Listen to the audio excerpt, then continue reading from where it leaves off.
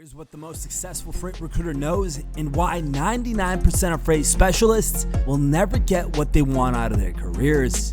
The difference between a thriving career and a stagnant one often comes down to a few things. While most freight specialists get comfortable, the top performers understand the power of positioning, relationships, and relentless execution. Brent Orsuga, an elite headhunter and founder of Pinnacle Growth Advisors, has spent nearly 2 decades mastering this formula. He doesn't just place talent, he transforms careers by aligning professionals with opportunities that maximize their potential. If you're ready to break free and serious about your career, it's time to study up and think differently.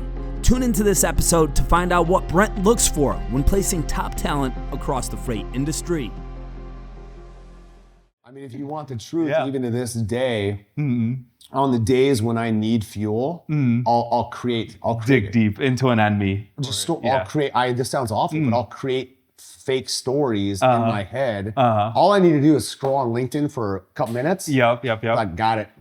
Shit. Fuck this guy. I'm gonna destroy you. I'm coming at your neck. You're not gonna beat me. Savage. And I can flip this mental switch in myself.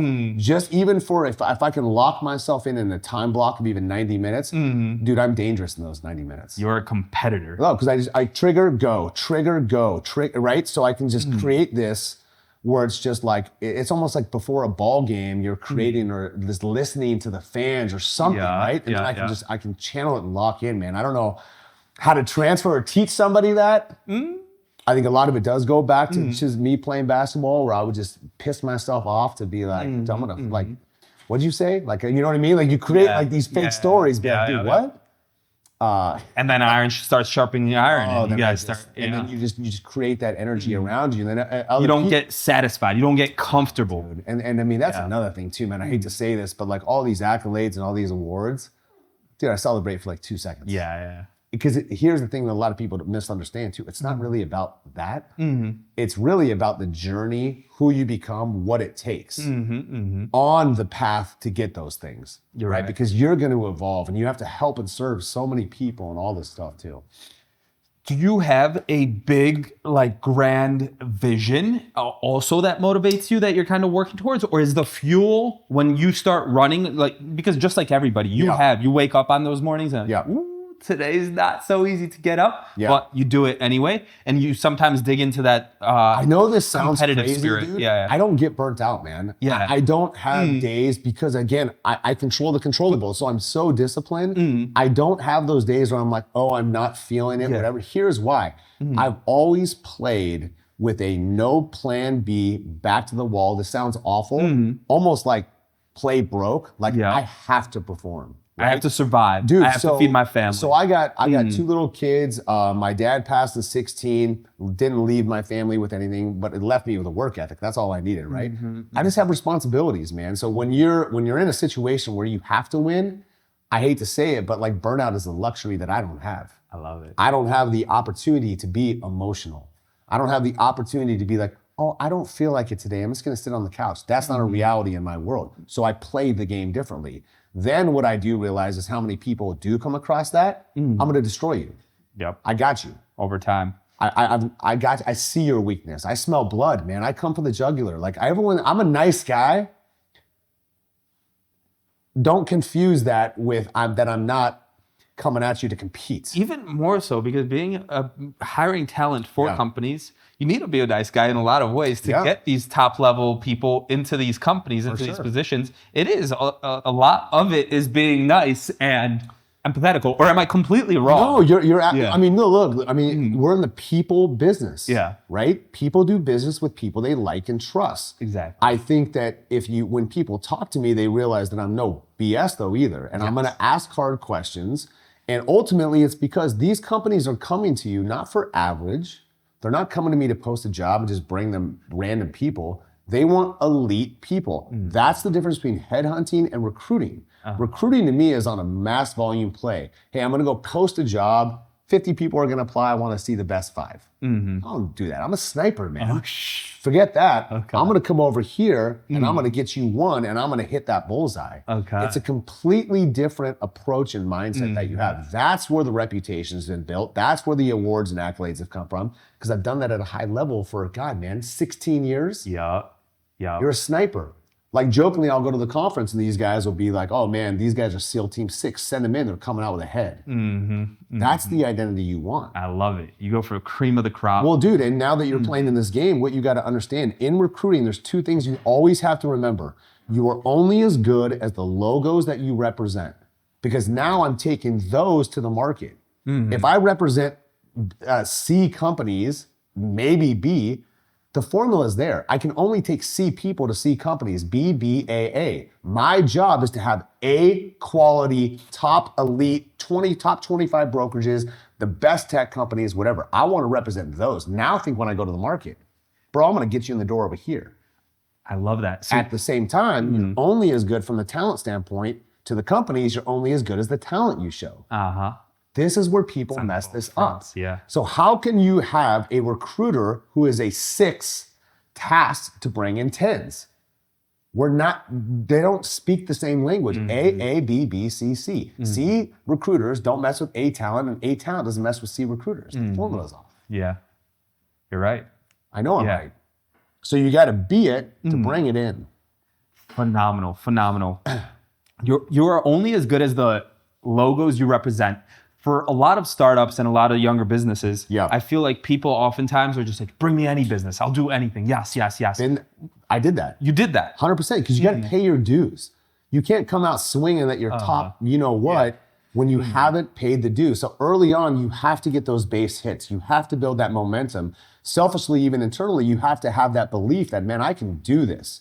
Then your confidence starts to build. Then you have proof in the pudding and stories of, hey, Mr. Company Owner, I've already helped these 15 companies. Let me do it for you. And then that just compounds, man. The thing is, this takes years. I've been doing this a decade. Yes.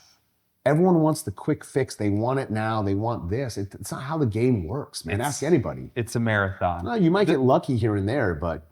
I've heard the number one reason companies close is because the owners get burnt out or they just don't want to run it anymore. You don't get burnt out. You've been doing this for 23 years, you said? Burnt out? Yeah. What is that? Can I go pay for my kids' private school on burnt out?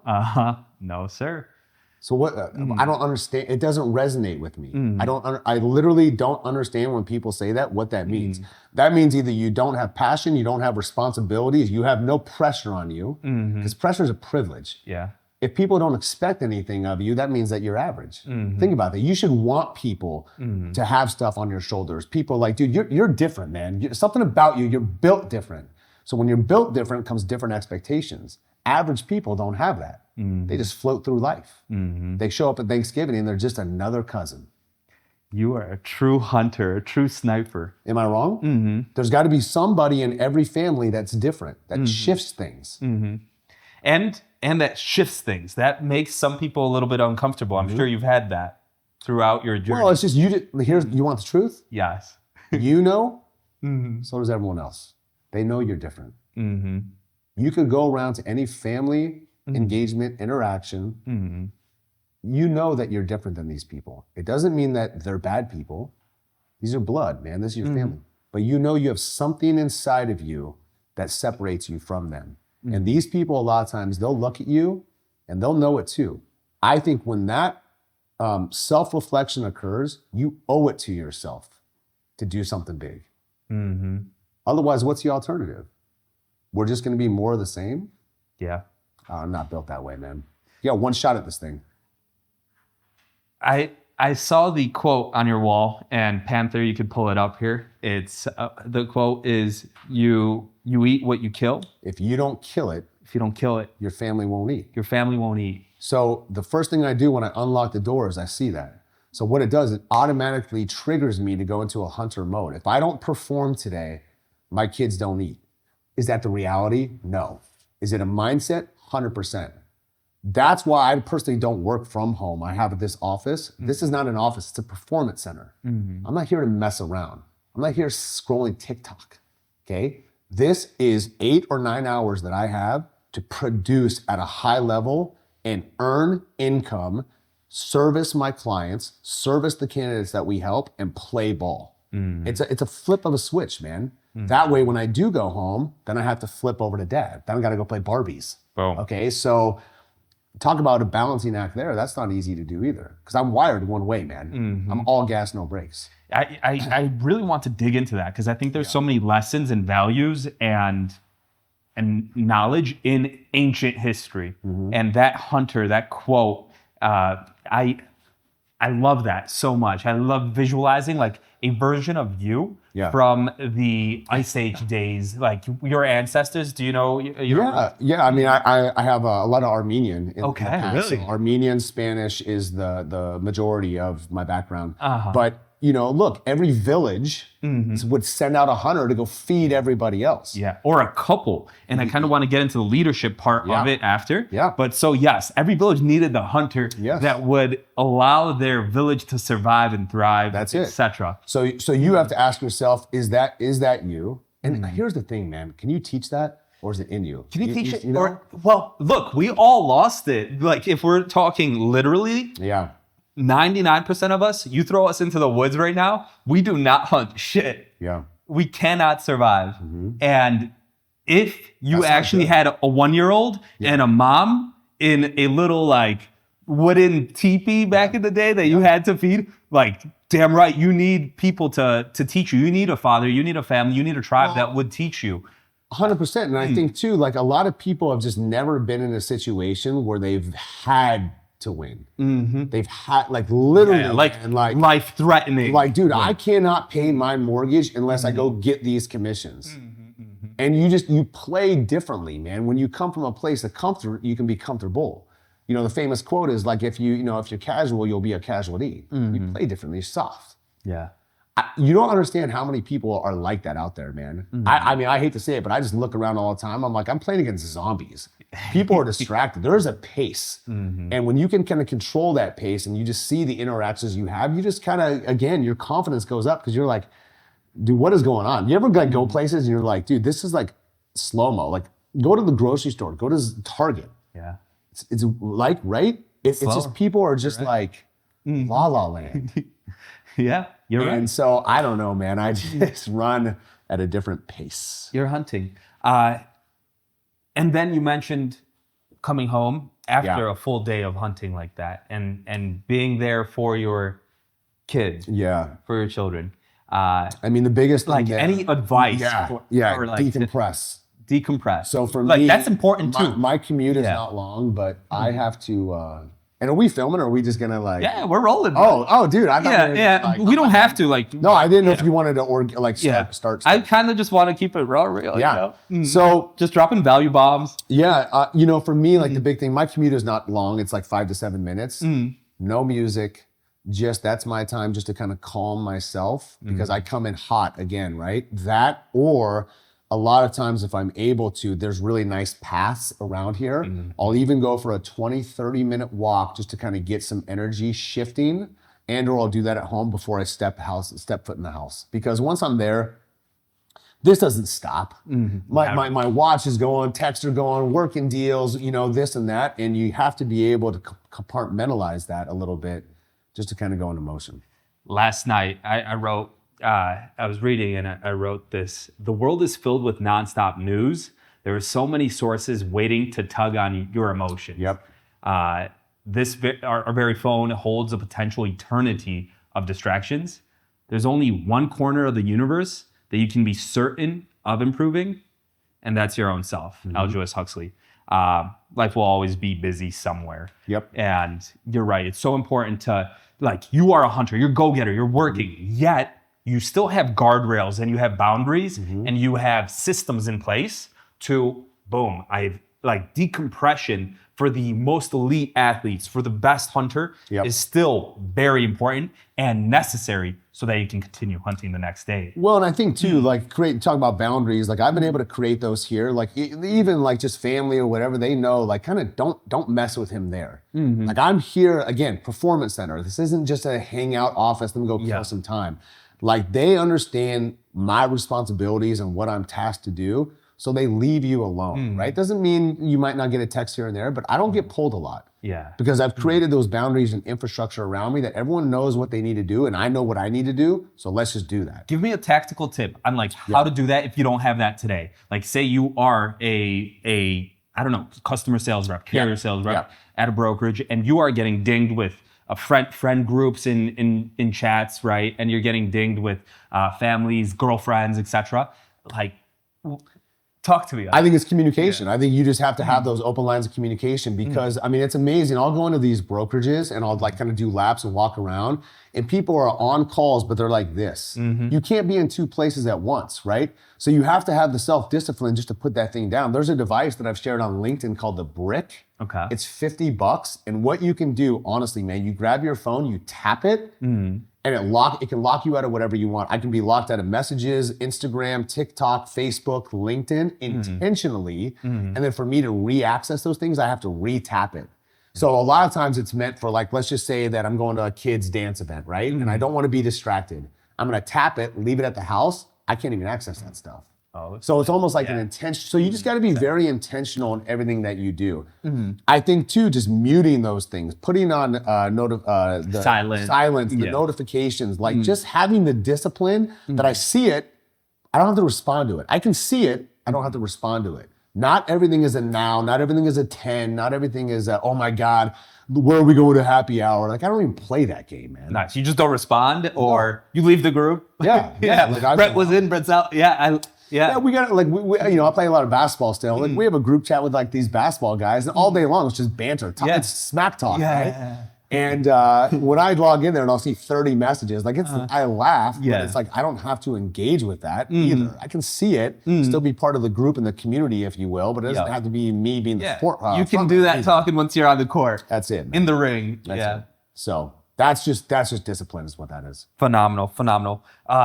As far as like discipline and distractions, deep work. Do you? Because for me, I've got that little timer over there. Fire Eagle, can you pass that real quick? This little kitchen timer has made my life so much more productive. I'll set it up for 25 minutes, an hour, and I'll just to get started on something because sometimes we all procrastinate on updating a certain whatever. Like one of my next tasks is to update my LinkedIn. I've got to wake up and set 1 hour, 2 hours, boom, just knock that out, right? For you, has it been the Brick? It does. So I use that quite a bit. So okay, man, I got to lock in for 30 minutes, tap, I'm locked out. No distractions, right? And so I have really good ability to put on what I call blinders or create tunnel vision for myself because you need that. And I think it's naive to think that somebody can work 8 to 5, no distractions, not pick up their phone, whatever. It's just not the world we live in, right? So you have to be able, or what I was taught at least, to work in sprints. I can sprint for 45 minutes, take a 15-minute break. I can sprint for an hour, take a 10-minute gap. I can sprint for 2 hours, go take a 30-minute lap, right?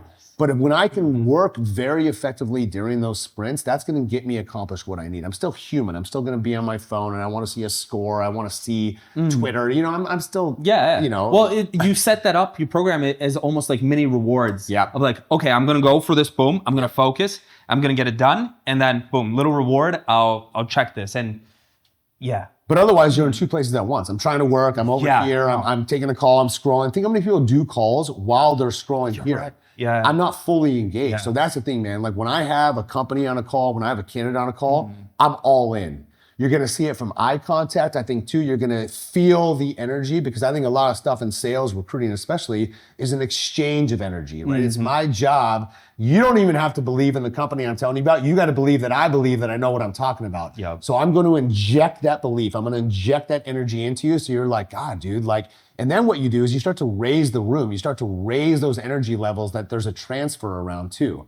So like when I start to crank that up a little bit, you're going to crank up with me, right? Real quick, bro. So now I have to know how to taper that down at time, and you have to understand how to play to your audience. Because I come at a 10 a lot. If I'm talking to somebody in the South who's maybe a little more slow, they want to have a half-hour conversation, I can't come at a 10. They're going to be like, whoa, who is this guy? So you have to be a chameleon as well, whether it be recruiting, whether it be at sales, to kind of play to your audience.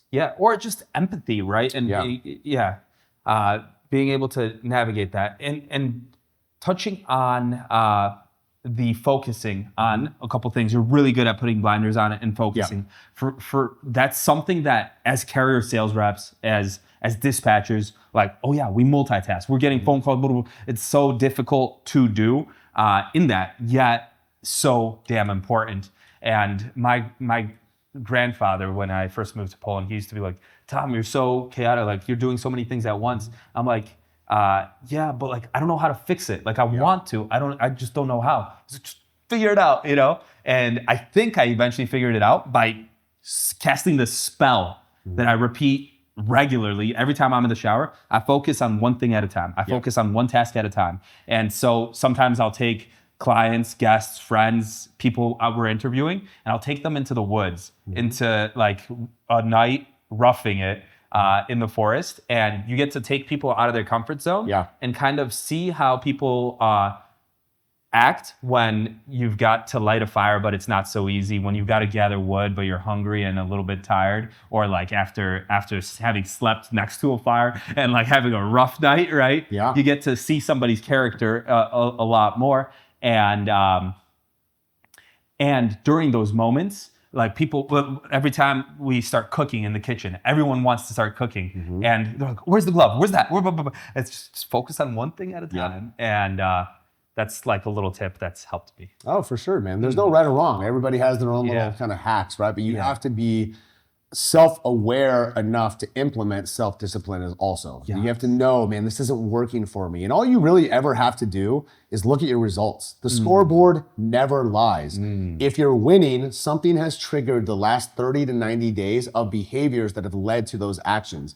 If I'm not winning, something's off. What's the definition of insanity? Doing the same thing over and over and expecting a different result. So if I'm literally a carrier sales rep, a customer sales rep, whatever, and I can look at my paycheck, I can look at my commissions, I can look at this leaderboard and see where I am, it's gonna tell me a lot. And I think if you actually have the ability to self-reflect and be like, God, I was really locked in during these 30 or 60, 90 days, right? Or man, I just had a lot of chaos going on. My girl was acting up, my family was pulling at me. You again have to slow down and reflect and be like, how can I fix that?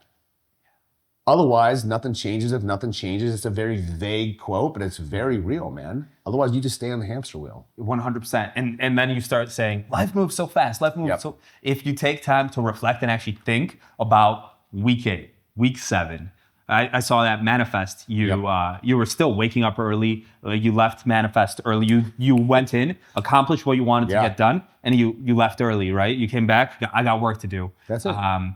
I love that because at a point at Manifest, I felt like I wasn't doing enough because I was running around doing the podcast, but there's all these opportunities to network and meet new people, etc. And I'm like, slow it down, Tom. What are my ABCs? At night, every night, I was making a list of like, okay, I just want a kick-ass podcast with this guest and this guest. Like, if I get that, that's my A task. We win. Yeah, there's a lot of people that will teach around like what they call like the power list by Andy Frisella is a big one. Like these are 3 to 5 non-negotiables. As long as I get these 3 to 5 items done, whatever the number is, I can do whatever I want the rest of the day. But nothing is going to happen until these items are done. So again, to me, that's very much playing offense, not defense, like we talked about before. You have to dictate your day. You have to control the controllables. You can't just walk in at 8 a.m. loose. Otherwise, you're in fight or flight mode, right? I'm reacting to the day. Every single day, I have a very detailed list, 1 through 10 or whatever, of what I want to accomplish. That way, I can look at the end of the day and be like, okay, well, I hit 7 of the 10. Why not these other 3? Well, I'm not just going to shoo those away. I'm going to move those other 3 over here. Between Monday and Friday, think how much you can actually tactically get done if you have an agenda, if you have a checklist, if you have a game plan. You would never go play a sport just loose, right? That's called intramurals. Yes. High level and high performing sports teams have a playbook. They go in, you know, a lot of these NFL teams, the first 10 plays are already scripted. It's not loose. They already know exactly what's going to happen when they start the game. They've run it over and over in practice. That's it, man. So when you can kind of play ball that way, you play differently. And after a game, they watch the footage. Of course. You have to study. They reflect. I study weeks, I study days, I self-reflect what worked, what didn't, think about that call. What could I have done differently, right? You have to be self-aware to make course corrections too. And you know when you're on. You know when something's like a 10th, like, dude, I crushed that one, right? And you're like, God, just something didn't gel, something was off. He didn't resonate with this kind of question. I just didn't vibe with this kind of person. And so the more that you can kind of study your craft, that's the thing too. You have to study your craft. You have to master your craft. So if you're gonna be a carrier rep, I'm gonna be the best darn one there is. If I'm a customer, same. If I'm a recruiter, I'm the guy. So just like picking a sport, golf, basketball, tennis, whatever, I have to master that. I have to go all in on that. One thing, I'm involved in UFC. I love Mike Tyson, right? And one thing that I see is either carrier sales reps or UFC fighters, they'll go into training or they'll go into work. Dude, I just busted out 10 hours actually doing the work. I don't have time to reflect. Yet Mike Tyson, the best at when he was at his peak, he was going training all day with Customato. Afterwards, at night, he was watching footage of himself and other greats, Muhammad Ali, etc. And he was just boom, boom, living, breathing it. And he was doing the actions in the present and then reflecting going into the past, figuring out what was that, and he was visualizing for the future and having a time in your day to do all three of those. You have to create time though. You create time for what's important to you. So the visualization stuff, that's a whole nother journey we can go down because that's a very big aspect of my life.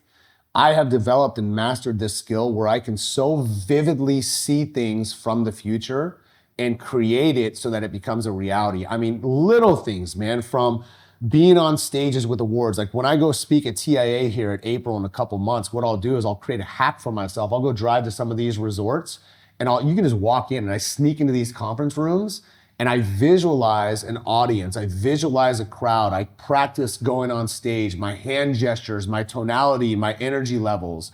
I can see certain faces within the crowd. So I don't ever just wing it, right? Dude, I have 1,000 stories like this. Even from the house that I live in now, I used to drive to the gate and time how long it would take me to get to places like the office, right? Because I knew at some point, this is the community I wanted to live in, even though I didn't.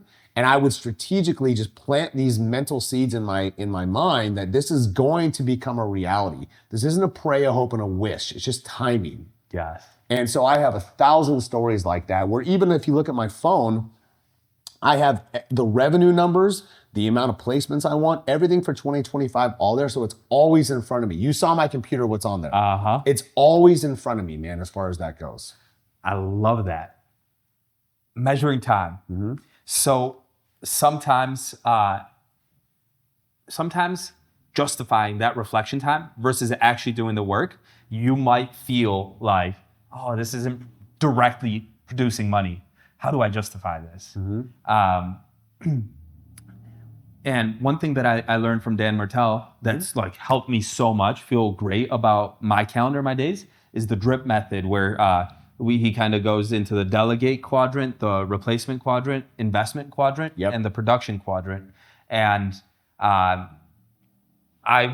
when building this business, I've legitimately just maybe not even focused on building the business so much, but just figuring out my calendar as my compass and figuring out everything on the left side that I don't love doing, which is the replacement and delegation quadrant, and figuring out how I can get those off my plate, because those are things that either replacement is like, they make me good money, but I don't love doing them. They drain my focus, they drain my energy. And then I'm doing everything I can to get it to the right side, which is the investment quadrant, and the production quadrant, which is high money, high focus. That gives me energy. Revenue, this driving gives me activities. energy, right? Right. But it's not converting into money directly, right?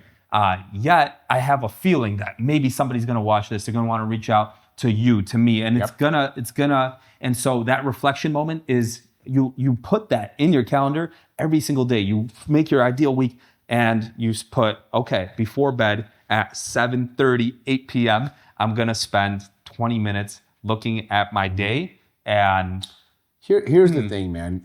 20, 30 minutes is not a lot of time. I guarantee I could grab anybody's iPhone and say, show me your screen time. Let's go. So you're going to spend 20 or 30 minutes looking at some random people who are just going to show you a fake highlight reel anyways that have zero impact on your life. So you're going to spend 20, 30 minutes there over your own self-reflection and focus on your own. Make that make sense. Think how many people do this though. Yeah. Everybody, Brett. of course. Like they're so lost in the sauce, man. Just so looking at everybody else live life and looking at the perfect family and the perfect bodies and on these amazing trips people are going. That's a highlight reel. People don't show you the real stuff, right?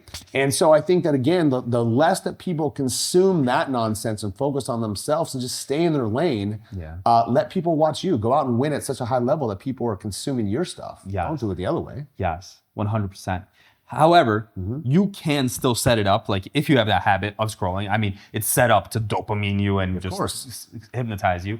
If you do, you can still filter it. And you said something beautiful about how you attract that. And I think... Well, You Are What You Click is an amazing book. Like you almost have to trick the algorithm to feed you what you want it to feed. So if you look at mine, a lot of it is like trips. It's abundant type items. So I want to see luxury homes and cars. And it's not even about that. It's just I want that fed into my system. So the beautiful part about your brain, it's not a gas tank. It can never be full. Boom. Right? And so you have to feed as much into this. So is me watching some influencer lip sync on TikTok giving me value? No. Come on, man. So you have to be able to control, what I put in there. Yeah. However, watching this potentially and a short of us having this conversation about tactical things that you can implement, like hopefully that's valuable. That's like what I hope we can. Well, and I think when personal branding is a whole nother thing. It's real, but there's always what they call the 3 E's. If you're going to put out content, there's 3 E's you got to focus on. You have to educate, you have to encourage, or you have to entertain.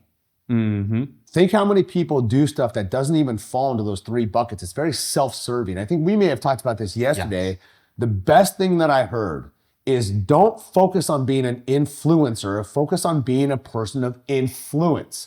So I can be a person of influence by giving value, by sharing things that people are going to learn from, right? I'm influencing my community and market with something that they can take away. Being an influencer is look at me, right? I'm hot stuff. Look at my car. Look at the jets. Look at all this nonsense. That's self-serving. I'm doing that for a dopamine of likes. Yes. Likes don't pay bills. You're right. Right? So the more I give, the more I'm going to get. So if I'm a person of influence, that creates my reputation, my brand, my identity, and you'd be amazed how much comes into you. I love that so much. Warren Buffett, I think, and Charlie Munger, they say that historically, people have never really liked the rich, the elite, because they haven't. And Charlie and Warren say, I think people actually liked us, because we've been so giving with the knowledge we've been learning. Nelson Mandela, when he went to prison, every day he built a community with the guards, with the people in prison of you learn something, you share something. You learn something, you share something. He used from the book 5 a.m. Club. And it's something that's so natural in a father figure, in a mother figure. It's like we want to teach not only our children, but our tribe, going back to that historical connection, it's like if you had a father that taught you how to hunt a mammoth, you'd know how to hunt a mammoth. But today, you have no idea how to hunt a mammoth. The problem in 2025 is you have a lot of people trying to coach and a lot of people who are trying to teach who haven't done anything. Yeah. So it's this fake Instagram coach lifestyle that's out there, right? When what's your business? How many people do you employ? Who are your clients? What is your actual address, not a PO box, right? Like, how does somebody go to your website? How do they buy a product? What services do you offer? What are your price points? Do you have agreements? How many people that live in that world can answer it? Everyone's a talking head. They want to tell you what to do, but they haven't done it themselves. I think that's the biggest thing that I get asked to coach recruiters and people a lot. I'm like, you give me a decade, I'll show you the highest of the highs and the lowest of the lows and everything in between. I have seen it, I have done it, I have lived through it, right? So you come from just a different lens and voice because you're not just somebody who's fluff. You're right. You've experienced it, and all of it. Yes, and that's something that's so important for young people coming up. Is like Never take advice from somebody you wouldn't trade places with or whom hasn't been where you're going. And that's being able to filter that and identify that, that's very important. Well, and staying on that topic, just focused on young people too. Like we've all heard, you are who you hang around. People underestimate how important that is, because you have a couple different paths you can go around, right? You're gonna have, and there's all those chapters of life. And again, I'm gonna be 48 tomorrow, so I've lived some years. You're gonna go through chapters of life where you have the very social happy hour friends, right? Then you're gonna go through life where people start to get married, they start to have kids. You're gonna go through life where your interests start to change too. You're gonna get workout buddies. Oh man, we're all in over here. We're gonna have entrepreneur buddies. Oh, let's go be a hustler. You have to pick and choose who you're spending your time with, because it really is true that you will start to pick up behavior, start to pick up patterns, start to emulate or act or do certain things that way. So you really, really have to be selective of who you give your time to. 100%. And to identify that, I think it's important to identify and start with your goal. Like getting really clear on what you want, like creating a life plan. Yes. Or you got to know where you want to go to then be able to identify if that time you're spending is productive, is serving you. And what's the definition of productive? Actions, activities that are getting you closer to your goal, which is pretty much your life plan. I think that's a great exercise to do that I've always done is you gotta write. I'm a big believer in pen to paper. It's a different emotion that goes into it. It's magical. It's historical. You have to write from the future. So like for me, what I would always do is it's December 31st, 2028. I am so happy and grateful now that, and you just write. You describe everything that's going on in your life, how you are physically, how you are in your relationships, what your kids are like, where you're living, where you're traveling, how your business is. I'm creating a movie script. There are ones that when my wife and I moved back in 19 to the new house, I found, you find like papers and like journals or notebooks. Yeah. And I would be like, holy smokes, I accomplished all this stuff. It's crazy. Crazy, because at the time it was a dream, it was a farce, it was this vision that I had. And I don't want to say with some of the stuff I played small, but I'm like, oh my God, I've 10x'd this number that I remember at the time. I remember having like a Post-it note on my computer, and I'm just like, okay, I just got to make 25 grand a month, right? And I'm like, God, nowadays it's like, we've blown past that. But again, it's been through value and everything else. But it's like, think about like all those little things like that, about how at one chapter of life, it's a thing, but I always played with very much intention or live a life by design. You would never just get in your car and drive without typing something into a GPS, right? You're aimlessly just moving around. Yep. When you have a GPS and I'm going here, it's gonna tell you exactly the directions, the time, right? And everything else. It's the same with your life, man. You gotta be able to play offense. Yes. And so that's where it all starts. If you're kind of unsure, and that's when you kind of get. I've been there in a lot of ways. I had that goal, which was like high school, make a lot of money. Yep. Started a trucking company, making good money, young age. But yet, after hitting that goal, something started not feeling right, and I didn't have another next level. That's the biggest thing. You always have to have, I hate to say something you're chasing, but something that you're pursuing, right? Well, it's otherwise, it's just, you're just floating. Legitimately. Yeah. Yeah. It's like trees. I love looking at us as a tree metaphor in a lot of ways. And I look at it like, if a tree's not growing, not going towards the sun, then it starts to shrivel and die, but also I like the visualization or the metaphor of our habits and our routines being like certain branches and twigs that you're developing. And the more you repeat that action, the more you nourish it, the bigger that branch gets. The number one thing with goal setting, you have got to be specific, not vague. Think how many people, well, I want to make a lot of money this year. I want to lose weight. I want to travel more. I want to spend more time with my family. It's too vague. The universe doesn't know how to respond to that. You have got to say by July 4th, in the middle of the summer, I'm going to be at 180 pounds. I'm going to be at 6.7% body fat. I'm going to travel to these 3 places. I'm going to stay at these hotels. I want to earn this revenue number by this, because everything becomes like a math equation almost, right? Or very, very intentional. Yeah. Because then you can kind of study the metrics along the way on how on track I am, how off track I am, where I have to course correct. If you're vague, there's no emotional behaviors that tap into it either. It's never just about a number. It's why that number. Yeah, and you have to make sure it triggers an emotion in you. Of course. You have to get to that emotion. Why do I want to be at that body fat? Why do I want to make that revenue number? What is that going to provide me? That is what I can tap the emotion into. Then even from there, you have to start to put yourself into places where things start to become more real. So for me, like I'm always going on Zillow. Man, I'll go look at offices, I'll go look at houses, I'll go test drive cars. Even if I'm not ready for it, I want to normalize it. I want to use my 5 senses to see how does it feel with me grabbing the steering wheel, because I look in the rearview mirror and see my 2 daughters behind me, right? What are the looks that I'm getting as I'm driving this car? How does that make me feel? And if I feel something and I like the emotion, well, shoot, now I'm going to go into motion to make now this it excites you too, yeah. Dude, I can walk into an office, I can walk into a house, and I can literally, man, transport myself into this environment and see, okay, I can see people over here, I can see family members, I can see my kids playing outside. I like how this looks, I like how this feels, or I don't. Yes.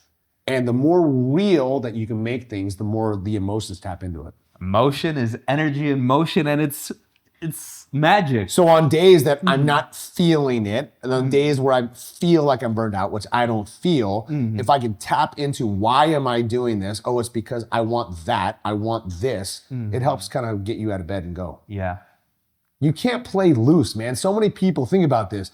They wake up, they're not loving their life, they're not happy with their situations. They have no morning routine. They have no big picture or vision. They're just another person in the family. No one expects anything Dude, out of them. I've been there like a few years ago, and I can identify with so many people, and that's why I want to get this knowledge out to people. But you want us to compete against that? Well, it's not even a race. Yeah. We're not even, didn't 2 Chainz make a rap song? We're in the same league, but not balling the same, right? Like, it's the same thing, man. Like we're playing a sport. Yeah. But we're at different levels. You're right. There's the NBA and then there's the G League, right? There's the NBA and there's YMCA youth ball. You're absolutely And I feel if you really studied your office, carrier reps, customer, whatever, you really slow down and just be like, let me look at the 10 people on my pod. I think I can beat all these people. But it takes a lot of intention and it takes a lot of desire. Yeah. You have to want it too, man. You can't inject that into somebody. Exactly. Yeah, let's bouncing off that. Can we go into leadership and being a CEO? Yep. One thing that I've been loving is the saying that Dan says is build the people build the business. And I've been trying really hard to with my team figure out what people on my team are emotional about, what they care deeply about, and then making that vision, that clarity. And I'll ask for the 25-year vision, and like 90% of the time, I can't get a 25-year vision out of anyone. However, I can start to get one on the 3-year to 5-year scale. You have to understand what your people want, not what you want. What do they want? And the reason that they'll stay with you is because they believe that what they want to accomplish is possible under the umbrella and direction that you are doing. Follow the leader. Yeah. Right? So that's why when people and everyone make changes, even from a career standpoint, I'm like, follow the leader. You're only going to go as far as that person's going to take it. So if me and you sat down, I said, let me tell you exactly what's going to happen between now and 2030. I'm going to tell you exactly where we're going to go. Would you bet on me and be like, dude, I don't even know this guy, but I'm going to. Yeah, if you got a great map to climb that mountain, fuck yeah, I'll follow that map. And I'm going to say, what do you want? And you know how to hunt? Let me tell you how that's going to happen here.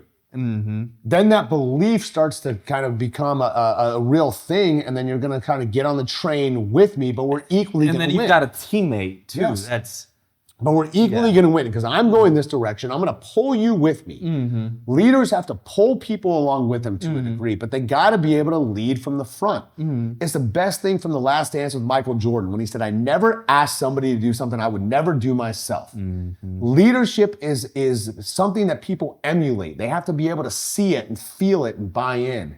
You know, having a company just so you can go leave and play golf at 2:00 is not leading people.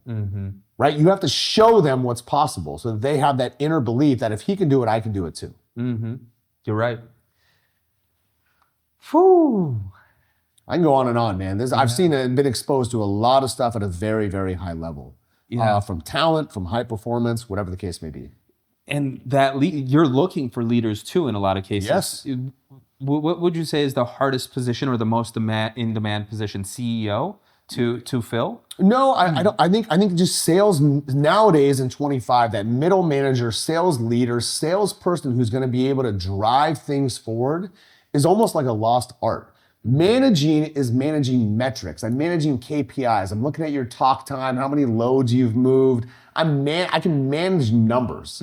Leading somebody to not only have them have continual growth, but elevate their own skill sets is a completely different skill.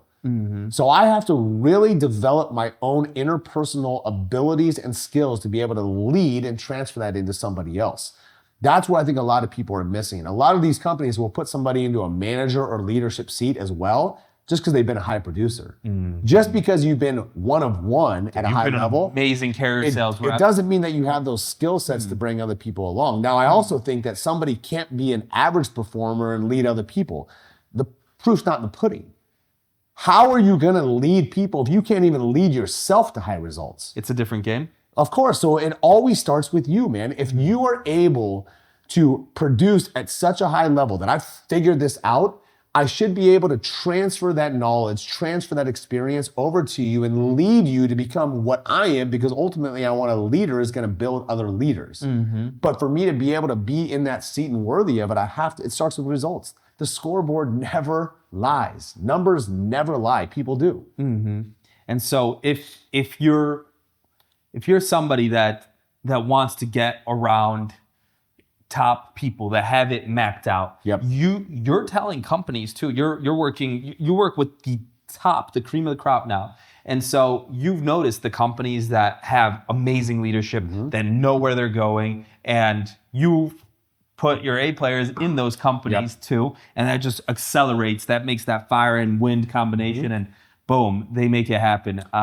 Those. I mean, you when you're hiring certain seats like that, like it's got to be somebody that is an impact player, somebody that's going to come in and not like they're bringing their old behaviors or playbook from other companies, but they have a skill set and an energy around them that is just going to inject that into other people. You can't really teach it, but you can absolutely feel it. And so those are a lot of the placements and stuff that we do too, is like, wow. Like that's my favorite part, is when we place somebody and you see them kind of posted on LinkedIn, hey, I'm over here now. And I'll send it to the company. I'll be like, watch the likes in the comments. Watch what the commentary is about this person. That's when we know we got the right one.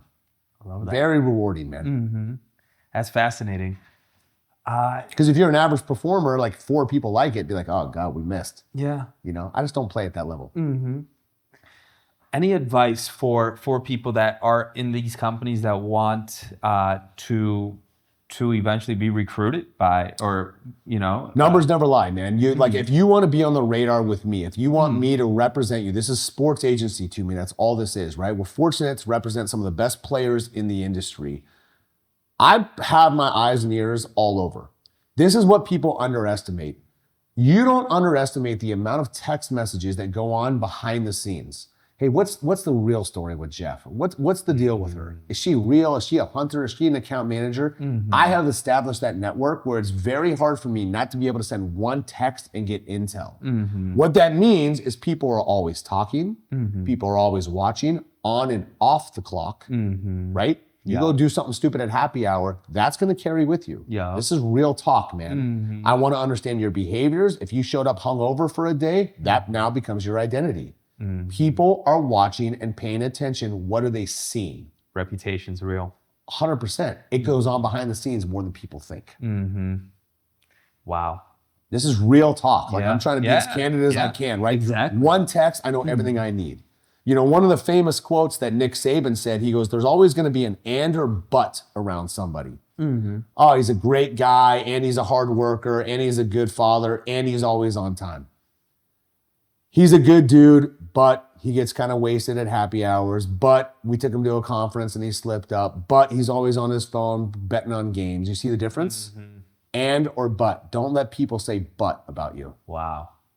Fascinating. I love that. Gold, gold, gold, gold. And or but. That's it. And. You want people to say and. He's a hard worker, and he's a good dude, and he's a leadership, and this guy works out every day at 5 a.m. And I always see him reading books, and I'm always I've seen him listening to podcasts. And. Sold. Done. I love that. And if you have, we're all human. We've all made mistakes. Yep. We've all slipped up. And if you get a but situation, any advice? Don't make the same mistake twice. Everyone's made mistakes. Everyone kind of learns along things the hard way, right? Sometimes. Don't make that your identity, right? And here's the other thing too. If you want the truth, this is where I think a lot of people are messing up, even from a branding standpoint on LinkedIn. They want to lean into these insecurities or mistakes too much. Everyone has a story. There's no gold medal for, oh, you've gone through more stuff than me. Congratulations. No one cares. It's the truth. But the minute that you start to proclaim that or put that out or have that be your identity, now that's what you're known for. Is that really what you want to be known for? Because now I'm going to attract people who are maybe coming down the same path to me from there. I honestly think people are too authentic and too vulnerable. This is still business. People don't want complainers. People don't want headaches. People, you know what they want?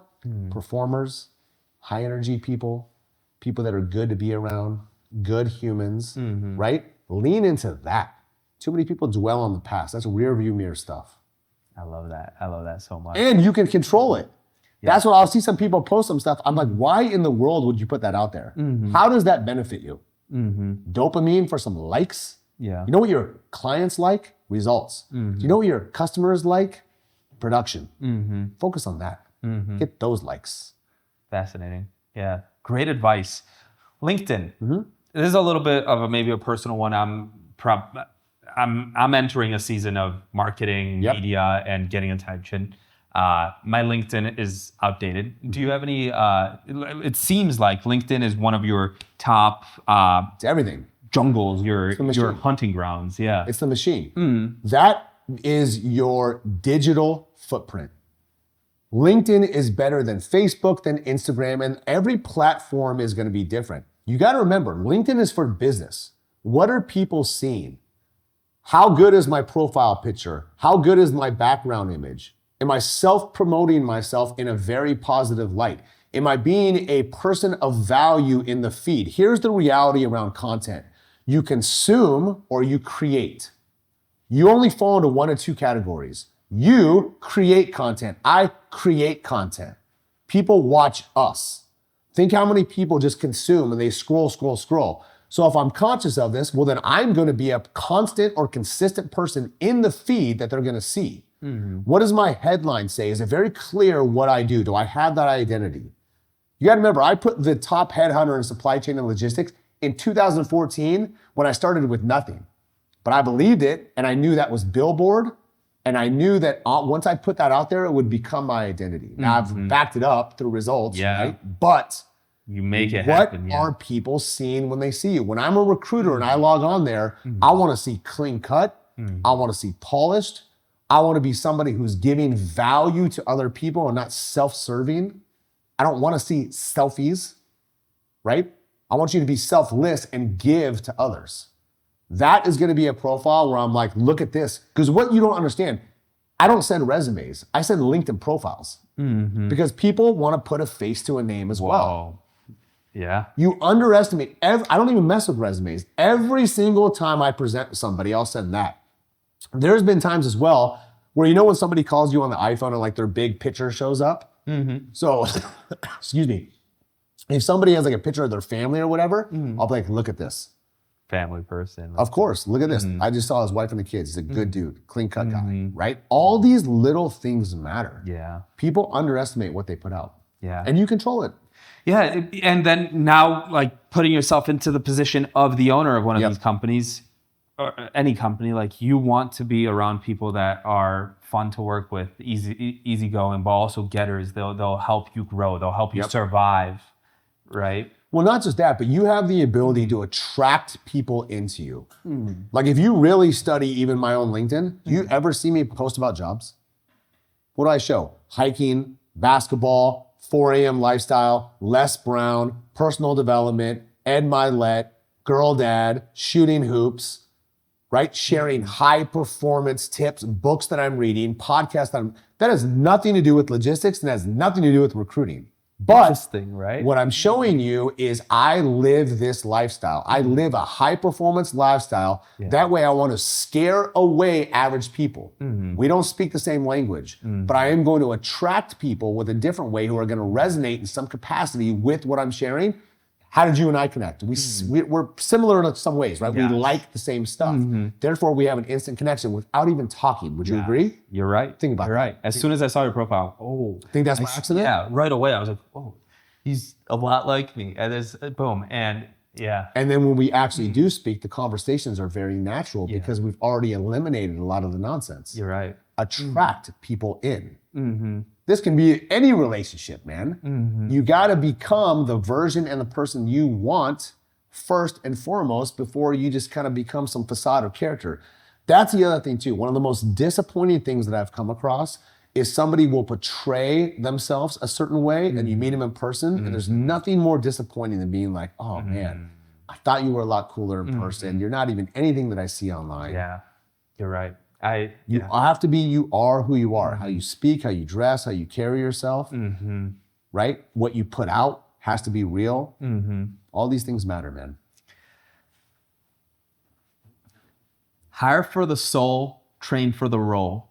A lot of companies, they know they can teach people logistics. They know they can teach people a lot of things. There's things you can do to learn any position. Humans are one of the reasons we've survived. We're incredibly adaptable.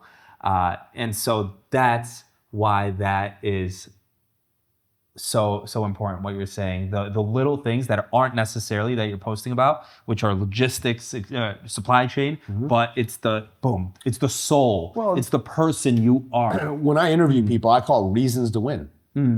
What are your reasons to win? Right? So like, I just want to understand somebody's behaviors, where they are, chapter of life. These are the questions that I ask. I'm not asking, hey, do you know what it costs to move a load from Dallas over to Chicago? Hey, what's your GP? How many customers? What is your sales process? All that, sure. I want to know about the person, not just the paper. Man, where are we at chapter of life, man? You dating, you got kids. Like being a recruiter versus HR, I can ask those questions. So you have to be conscious of that, obviously. Like an HR department can't be like, hey man, where are we at, right? Different rules. But for me, I get to know the person. I'm sorry if this is naive. I wasn't aware that HR can't dig into things like that. Yeah, there's certain rules that like they just laws against yeah, that, or they just have to abide by. Like because they don't want to have age discrimination, race discrimination. Like they don't want to have any of these things surface where I made a decision based on some data that I pulled out of you. But as a third party recruiter, I can play a little loose because all those things compound too. So like when I send over a candidate, it's not just about their business numbers. Like if you saw the bullet points that I do, meet Billy, 36, lives in the burbs, been married 3 years, 2 little kids, reasons to win, in a chapter of life where he has a sick parent, has to take care of them, needs commissions, works out every day at 5 a.m. I try to outline so much of that because I'm painting a picture about who the person is. Then the work comes secondary. But when you talk about hire, you know what I mean, the individual, what are their behaviors? What are their patterns? What are their, again, reasons to win? I'll give you a prime example. Just this week, this was awesome. I got a text message from a guy where he was like kind of asking for a big base salary. And I can work these deals. But he goes, if they doubt that, let them know that I am obsessed with getting a Porsche Cayenne and my wife doesn't work and she needs an Escalator. It was like something along this. I sent that to the company. I said, are these reasons to win? You think that guy's gonna play a little different? You think he's gonna want to earn those commissions, right? The guy's got reason. I said, when you interview him, ask him about that. Why is that important to you? Why is that on your to-do list? Yep. What are you going to do to make that a reality? Yep. Do you know how much the person costs? has a goal now? Of course. Do you know how much it costs? Do you know what your payment would be? So if your payment's, I don't know, $2,000 a month, well, shoot, man, you better earn X amount of commissions. Is that feasible here? But you see what I mean? And then you can play mental games with people too. So I can manage people. So all of a sudden, let's just say you're having an off month. I'll be like, man, brother, when was the last time what happened to that Porsche? I thought you were serious. I don't want that. You want that. Yeah. What are we doing? Why aren't you performing at a level where that can become a reality? Don't make this just a dream. You want that, right? Constantly be challenging people. But I'm tapping into emotions too. Yes. You want that, right? Yeah. You told me, look at this text message you sent me. What are we doing? Who's that person? Yeah. Who's that version? Because that guy was hungry. What happened to who's this? I don't know this guy. See what I mean? 100%. You got to be able to tap into emotions with people to lead them. I think that's what I love about business in a lot of ways. Running a business, in a lot of ways, it's creating a game for people to win in that also helps you stay in business, and the company stay in business. And that's the thing too. Like if I'm a candidate, I have to just slow down for a second. Am I set up to win here? Am I set up to win? Are all the accounts taken? Is there saturation here? If I really slow down and I look at the commission model, is this a model where I can win at a high level? If I look, just like I live in 3 to 4 year blocks in a career. If I'm 25, between now and 30, this is pretty incremental part of my life. Am I going to get better? Am I in a season where I'm going to earn or I'm going to learn? You got to be doing one of the two, if not both, right? Is there leadership capabilities here? Is there a mentorship group? Am I around high performers or am I around just kind of more people like myself? This doesn't feel right all of a sudden. Or I think I can do some big things here, right? I think there's a path car for me. Then I have to play offense once again and go speak to my leadership and be like, look, I'm 25. Let me tell you where I want to be at 28. Let's dig deeper. For sure. What is integrity? I think it's just how you handle situations. It's like if we look at like the freight brokerage world, right? Like, are you coming for a place where you're trying to cut corners, be deceptive to people, right? I even look at like how people celebrate wins, right? Because if you're coming from a place where, dude, I just got $500 on this guy, I just took money off this old lady, like. That's not the proper agenda. You're not coming from a place of service or helping. It's very self-serving. That is short-lived. Those people. That's one thing that's always made me feel bad when working, is seeing that in brokerage. Yeah. So I want to understand, like, when something goes wrong, how do you course correct? How do you do a customer right? Right? How do you truly build a relationship when something goes sideways? How are you going to rectify and fix that situation? What if you have to take a loss? What if you have to take a hit on a commission, but I'm going to do right and play the long game? These are behaviors and patterns that should be embedded into somebody, right? Those are ethics. That's how you do things.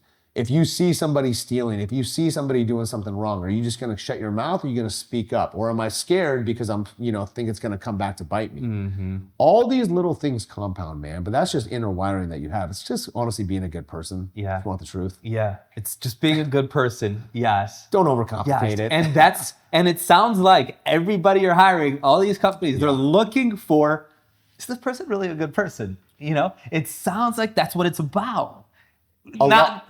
Yes, but I mean, again, hardworking, work ethic, hungry people, reasons to win, doing things the right way in and out of the office. Because people, and when they work in a company, they're a reflection of that company. If you go wear a shirt of a Chicago brokerage and you're going out to a happy hour and you do something stupid, people are going to see this and that's going to hit the streets, right? You always have to be conscious of your behaviors and patterns because you never know who you're going to meet. You never know what interactions you're going to have, right? You're just one conversation, one handshake away from a lot of doors kind of opening or closing. From changing your life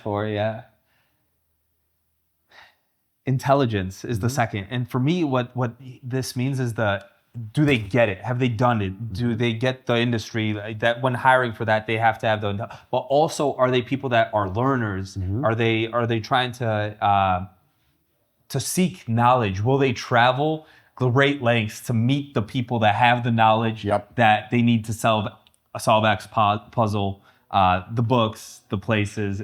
Your age group has access to more information than anybody ever before. There are so many podcasts, books, YouTube. Back in the day, I used to drive around with a Tony Robbins CD in my visor that I'd have to put in that cost like $1,000, right? That's all we had. We didn't have everything at the fingertips of us. So it goes back again to what you consume. You can go on TikTok, YouTube, anything, and learn something, right? So rather than scroll, I want to understand when you go online, walk me through, like, what are you searching? You think I don't ask these questions? I do, because again, I'm trying to peel back the layers to understand how somebody is built and wired. And you can't teach somebody to self-educate. They got to want it. But there's so much information out there that if somebody's not eating it or feeding their mind, I don't even get it.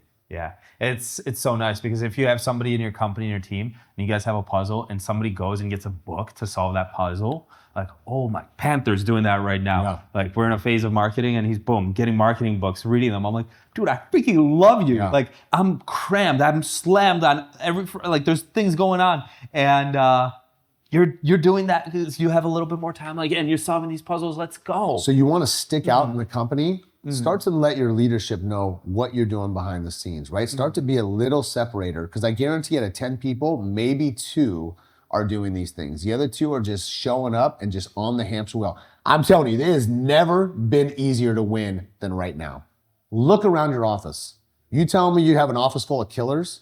You tell me I can't lap these people. You tell me you want me to compete against these guys, because I know what they do on the weekend and it's not what I do. There's never been an easier time to win if you want to. I saw that post, which is so real, is if a company starts to hit a more turbulent time, the leadership team, they can't help, they have to think about, oh man, like, if we let go of these 3 kind of just coasters, then that frees up 100, 150, 200K that could be either redistributed and the CEO or hire another person. But Brad Jacobs, CEO of XPO, he says, I'd rather keep a smaller lean team and pay everybody more and have more incentives, etc. Well, I bet a lot of the people would prefer that. Yeah, there's a lot of talk right now about how the 2 most dominant things that we're going to see are the effect of personal branding and the effect of AI. Because now an office might not have to have 50 people, but I might be able to have 5 closers and use AI just to feed those closers, and they're just taking care of everything, right? So there's a lot that goes into this. I think there's a very low threshold for mediocrity, for average. I always tell these companies, you are what you tolerate.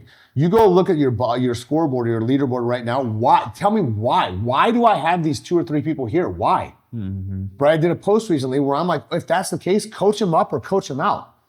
Okay, if I'm looking at you're consistently at the bottom 3, something's wrong with you or me. Something's not working here. Let's have a conversation. For the next 30 days, I'm gonna work with you because I like you, I believe in you, right? But at the end of those 30 days, if the needle has not moved, I'm actually not doing you a favor or myself by keeping you here.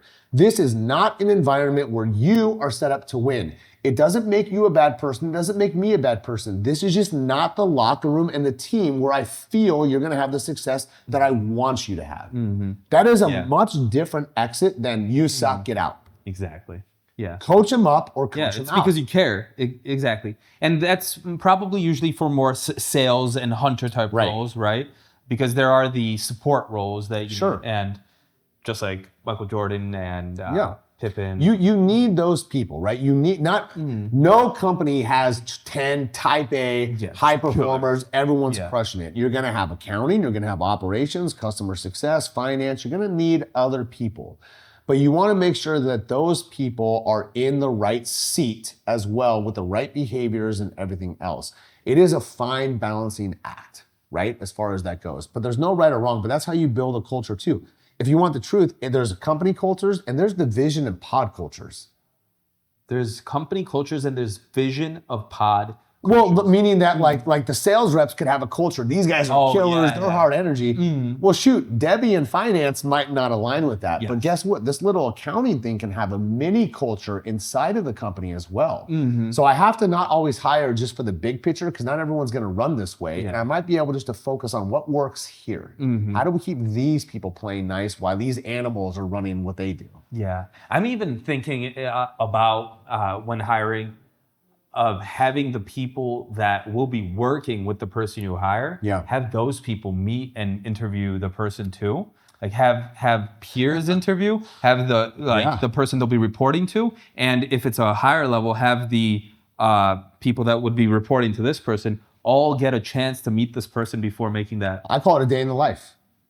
Call it a day in the life, man. You'd be amazed if you just brought somebody in for 2 hours and you sat them down and showed them what a day in the life on the floor looks like. You can remove proprietary information and stuff, right? But to show them, what does it feel like around me? The individual is going to have a comfort level, or they're going to be sitting next to someone and be like, dude, this place is not what I thought. One of the oldest tricks in the book is, let's say I'm the business owner, right? And I bring in yourself and I bring in a peer, somebody you may work for. Oh, shoot, man. Hey, excuse me real quick. I have to take this call. I don't want to be rude. I'm going to step out for 5 minutes. Think about the different conversation that those two people are going to have. And if I teed it up properly, hey, so what's the real story? What's your background, man? What really goes on here? What's it like? You know what I mean? And then when I come back as the owner, I'm going to sit up a little bit different. But it's those behind the scene conversations that get me more level to level, peer to peer than owner to peer. Love that. I love going deeper. That's just old. That's like boiler room 1980 kind of stuff, right? But nothing is by accident. Hiring the people are the number one competitive advantage that any company has. You can have the best product, the best service, the best everything. If you don't have the right people in place to kind of get it out there, none of it matters. That's right. So why in the hell would you have average or weak performers doing that for me? How am I going to be an elite company, right, when I have average people around me? I just don't understand why people hold on to it. Makes no sense. The reason you hold on to it is because you're not coming from a growth mindset of always be hiring and upgrading seats. Hiring is not just because of hyper growth. Oh my gosh, we're slammed, we need new people. I should always be hiring, always having people interviewing. So if I find somebody who I like better, I'm trading dollars and I'm saying, God, I like Sarah, but this guy is a killer. Sarah, sorry, you have to go. It's like an NBA team, a sports team. Right? That's it. There's only so many limited seats. There's only 12. Constantly trying to win roster next spots. season. Yeah. There's only 12 roster spots. Have the best 12 people you can. Brent, drop a goal. Anything else? Well, I suppose that the last one was energy, and we keep touching on it. I mean, the people that if I want to stick out in an office. The other thing that I'm looking at is, how do I carry and present myself, right? How am I dressing? Am I dressing a little nicer than everybody else? I guarantee a lot of these brokerages that we've walked into, they're bar stool, backward hat, very casual. Man, I've been in ones with like guys in basketball shorts and Crocs. I'm like, really? Right? What are you doing? If you were to dress a little nicer, I'm wearing a polo, I'm tucking in my shirt, I'm shining my shoes, you will stick out to your leadership so easily. I'm taking my personal appearance, properly. Yeah. All these things matter that nobody talks about. People are looking and watching at you. What are they seeing? It's so easy to stick out. It's so easy to win. I'm not going to get involved in gossip and drama. I'm going to stay away from that. I can play the game differently within a company, man. It's so easy to do these things, yes. Yet it's so challenging to have the courage and confidence to know that your peers are going to be, hey, you're acting different. Hey, you're dressing different. You're going to get a little crap. You're going to get a little side thing, right? Do they pay your bills? Yeah. That's the thing. What's your goal? You think there's a difference between being friendly and being friends. I was always friendly with people. Doesn't mean I need to go to lunch with you. Doesn't mean I'm going to hang out with you. Because guess what? If we're going to compete, because there's competition inside of companies too, don't get it twisted. I'm sorry, brother, but I'm taking that spot. I've always come from that competitive lens. It's me versus you, and there's no way that you're going to beat me. Because I'm going to create such a gap that you're not going to be able to keep up with me. Here's the beautiful part that companies will love. If I have that internal belief in competition and I drag you along with me, where you and I are going, let's go, let's go, let's go, have I not elevated the room and made everyone better as well? Absolutely, yeah. So be the one on your pod, in your team, that takes that initiative. I'm going to bring everyone with me. And the ones that don't come with me, who cares? Because I'm going this way whether you like it or not. Yeah. I'm friendly with you, but we don't have to be friends. We're still competing. Don't get it wrong. Yeah. It is a football team. It's a sport. It's There's a tribe. not a seat It's for surviving. everybody. Yeah. Everyone's so focused on playing nice and having friends and chasing likes. We can be Instagram friends, doesn't mean that we're boys. I want to slice your throat and I want to win at such a high level that we're not playing the same game. Doesn't mean I won't like a picture of you and your girl at a wedding. See the difference? Yeah, absolutely. Dude, so much gold, so much knowledge. So, like, conversations are different too, man. Like, when you get people out of their element, like you said, not even getting them uncomfortable, just getting them into a setting that is just different. You find out a lot about somebody too, what they can handle, what they do, what they can't, right? What they like, what they don't like. I think people just relax. Like, you can even see our energy is shifted a little bit. Yeah, from here in the office. Walk, like when I'm in there, I'm an animal, right? Yes. But when you bring me out here, man, I'm a little more fluid, a little more calm, and that's what I was saying. You remember we talked about, like, before I go home. Before I go home, I just, even if I can do this, I'll take us on a little path that I do. And if I can just decompress myself for 20 minutes, man, I'll just, pump the brakes a little bit. Like, you don't always have to be, Yeah, and so another reason people will argue at, like, a freight brokerage or whatever, why the fuck would you spend 20 minutes going for a walk?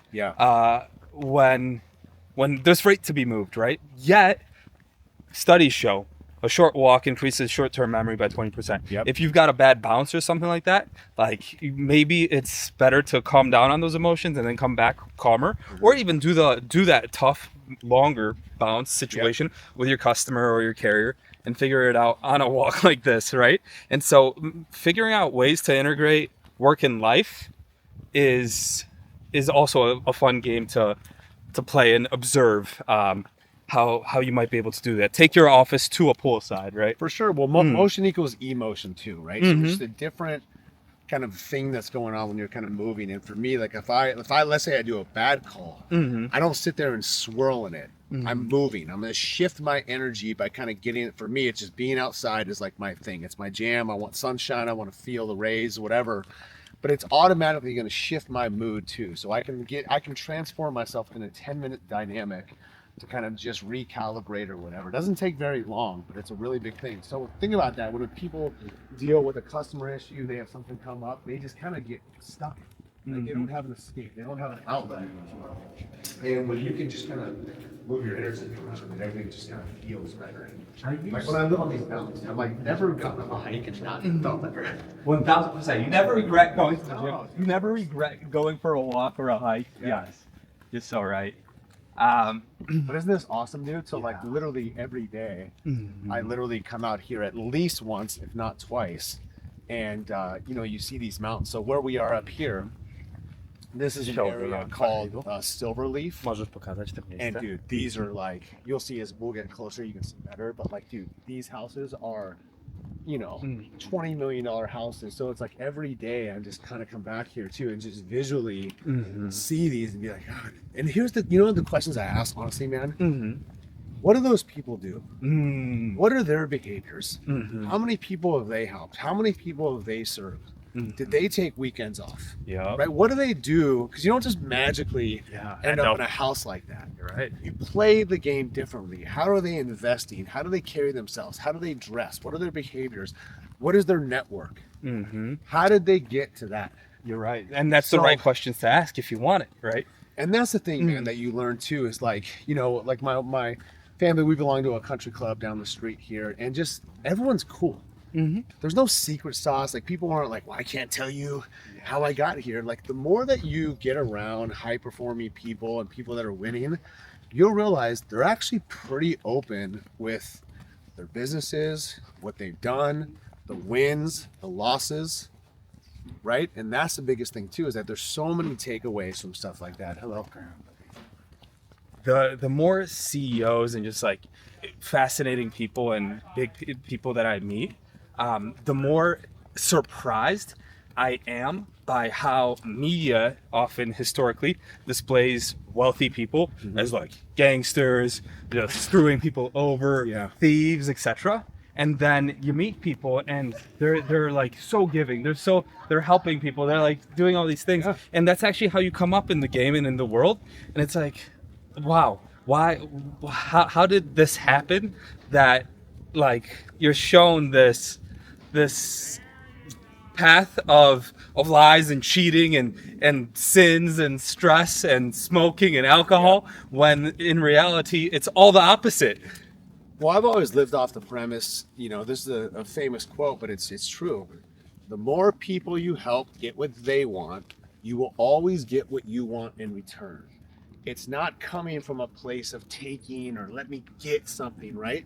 Just give value, give help, and you'll always get, what you want monetarily, whatever the case may be behind the scenes, but you got to put others first. It's not about you.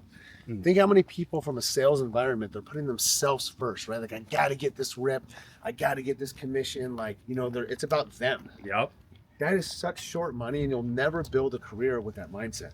One thing, I worked as a broker and as a carrier sales rep. And when starting Whitestone now, one thing that I try to teach, or we do implement and teach, is when negotiating rates with carriers, we use something that Chris Voss teaches. I got it from his book. Is we don't ask the carrier necessarily. We don't, like, oftentimes carrier sales will hop on the call. Yep. Like, this is our best price. See ya. Want it? See ya. But what we'll try to do, and it's not always, and it's just a straight lie. They could change that price, but they'll just lie. No. And I'll ask my manager. What we do is, hey, we ask for what they feel is fair and worthwhile for them or their driver. Yep. And they are now dictating the price. It's the script. Yeah, and so when okay, I'll see if I can get that. Yep. And that little tiny shift of what that person wants Sure. changes so much in the negotiation.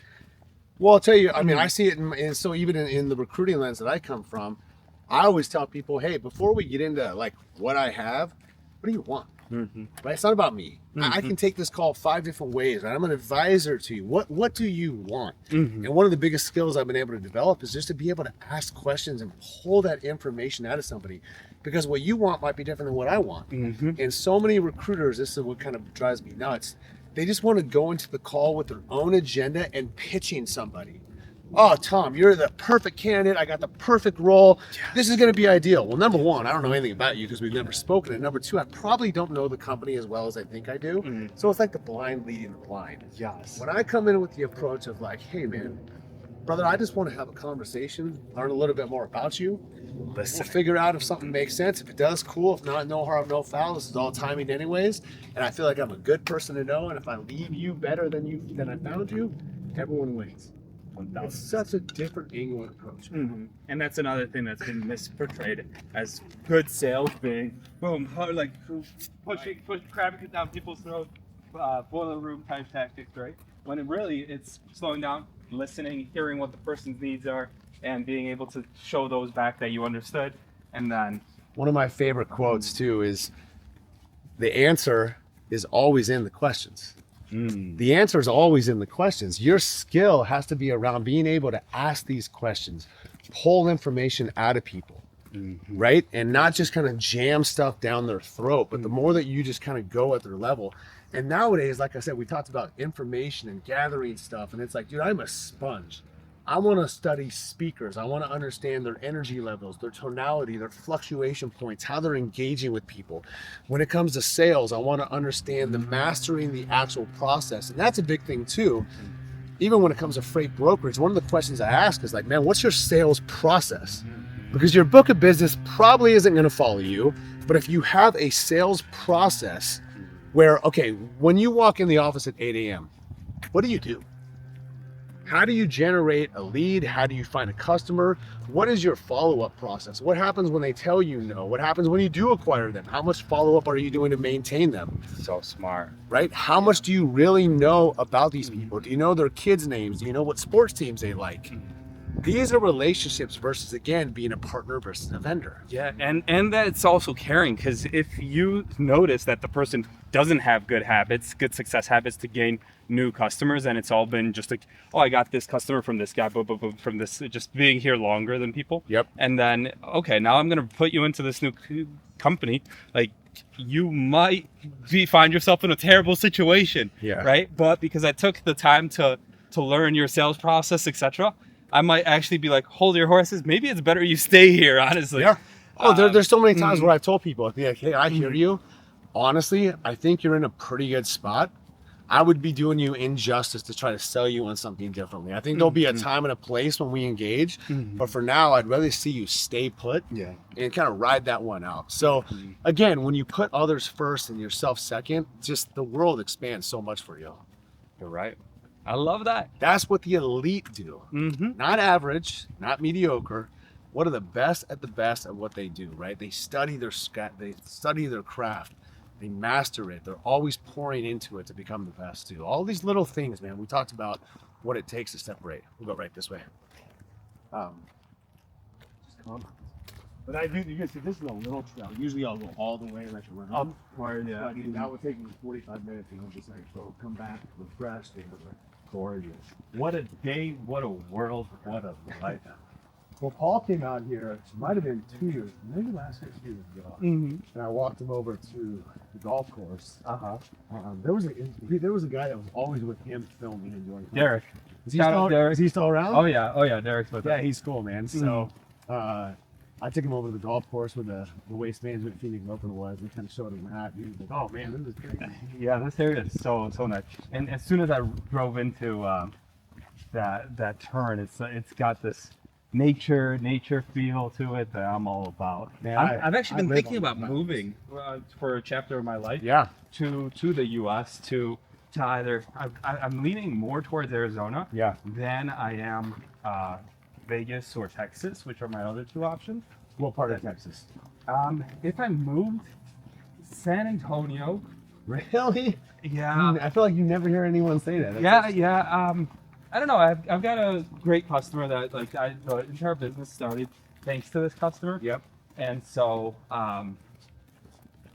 Some loyalty. yeah, some ties, some loyalty, connection. some ties, some great people there. They're like real cowboys. Yeah. You know, and so Well, that's where TIA is going to be in April. You'll be there. yeah. Oh, yeah. Most likely. Yeah. Most likely. And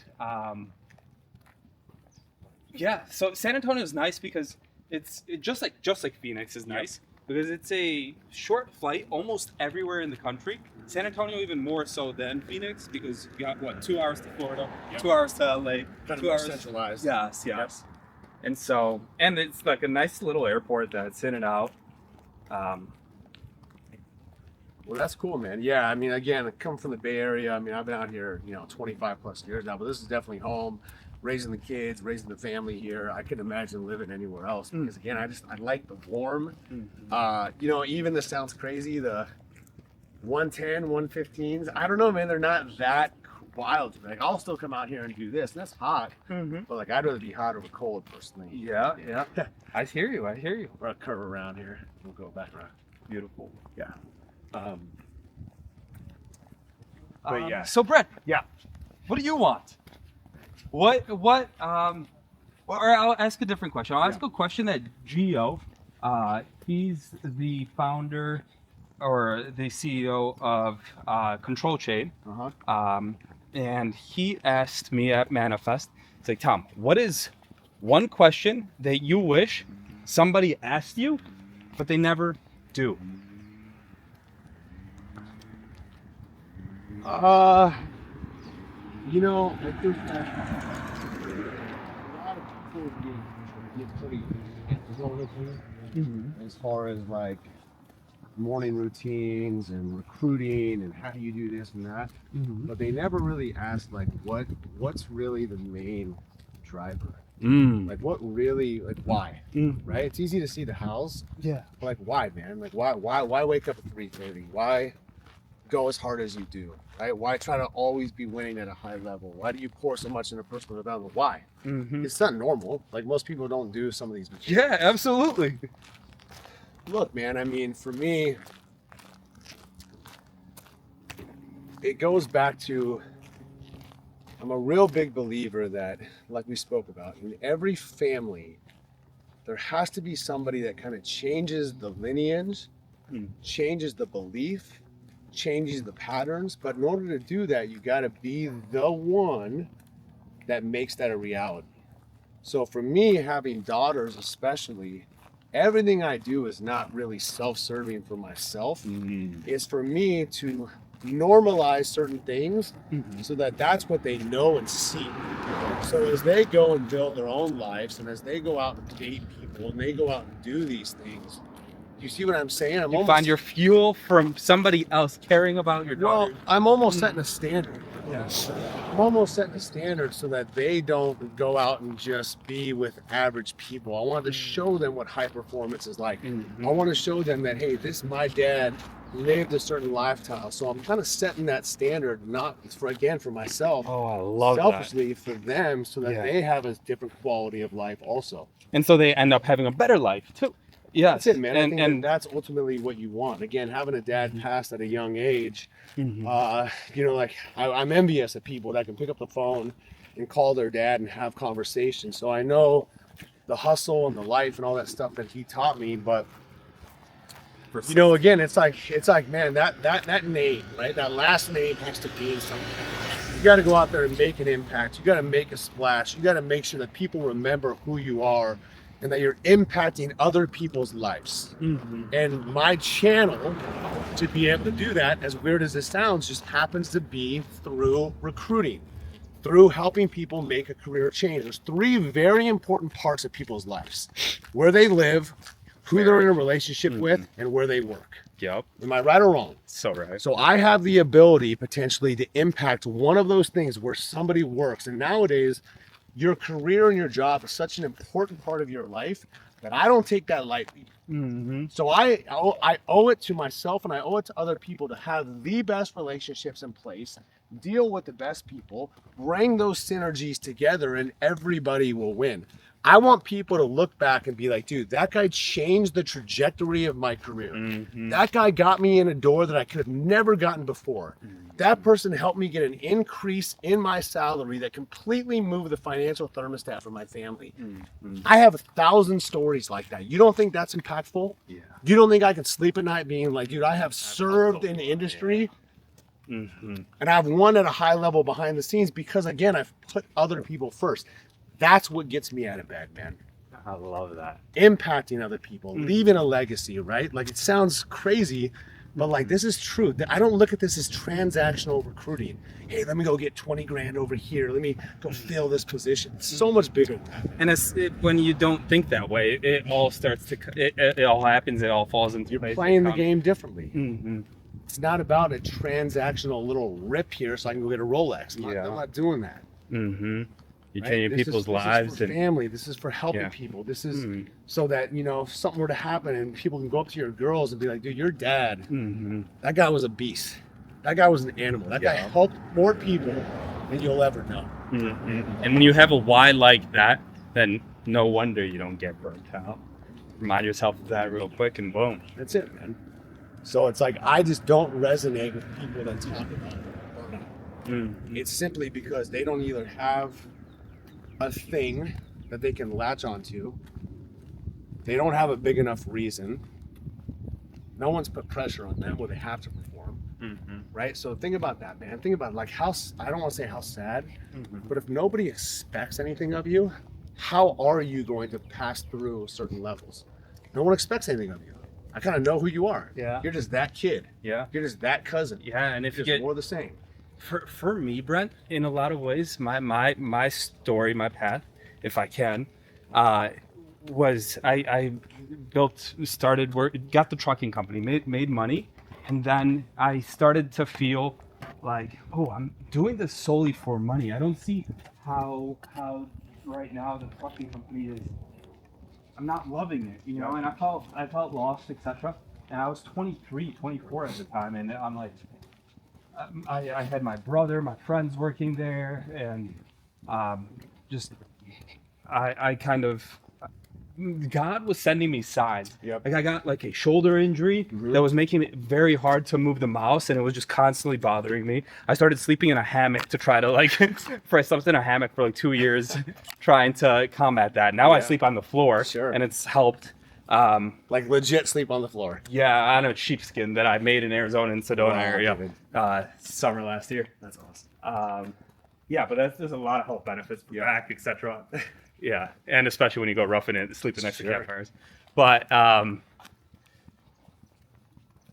yeah, what for me that purpose that I got to a point where it was like only about money, and I had to go on this like voyage, like life voyage that took like 2 years, of me ending up in Poland, to realize like, oh shit, a lot of the stuff that happened there needed to happen so that I could end up here in Poland, where I'm now doing what I love, where I feel like I'm also changing people's lives. Like they've got amazing, great people in Poland who are doing amazing work for great companies. Right. And I would have never had that seat if you didn't give them that opportunity. yeah, and if I didn't, God like forced me. I was like, dude, this shoulder is screwed. We had a lot of other stressful situations in the business with my partners. Yep. And it's like, boom. And you kind of just trust and you go. And I know that had I stayed only for the money and had my purpose been kind of like the Sodom and Gomorrah kind of just playboy lifestyle or whatever, I stayed in Chicago doing probably just drugs and just not being... short-lived. Yeah, and like... sometimes when life sends you challenges and stuff, and you've done everything you can to fight back at them, then kind of just let it be, let it go. Because I think it's the earth, the heavens, the faith.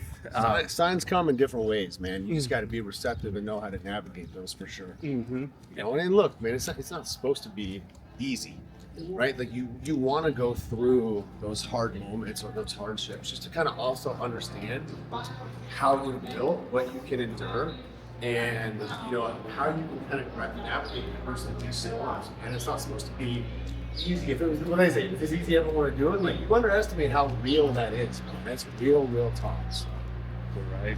it's awesome, brother. Well, I definitely need to get going now, but man, that was